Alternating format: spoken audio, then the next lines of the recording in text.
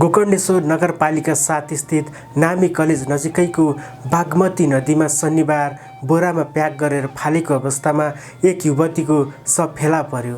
स्थानीयले पानीमा डुबेको पोकोमा हात देखेपछि प्रहरीलाई खबर गरेका थिए। तन्नाले बेरीको अवस्थामा करिब 30-35 वर्ष उमेरकी महिलाको शव भेटिएपछि प्रहरीले घटनामा संलग्न रहेको आरोपमा सर्लाहीका कैलाशगढका मकवानपुरका सुरेश तामाङ, नुवाकोटका रोशन तामाङ, सिन्धुपाल्चोककी पूजा परियार, पेमा तामाङ र एक नाबालकलाई हिरासतमा राखेर अनुसन्धान गरिरहेको छ। तर उनीहरूबाट समेत मृतकको पहिचान खुल्न सकेको छैन। मृतक र पक्राउ परेकाहरू घटनाको रात सँगै सुतेको सम्म खुलेको छ। तर मृतकको हुन् पक्राउ परेका आरोपीहरूले समेत भन्न सकेका छैनन्। उनीहरूले उनको घर ओखलढुङ्गामा भएको मात्र बताएका छन्। उनीहरूले शव पहिला तन्नाले बेरेर बोरामा राखेर खोलामा लगेर फ्याँकेका थिए।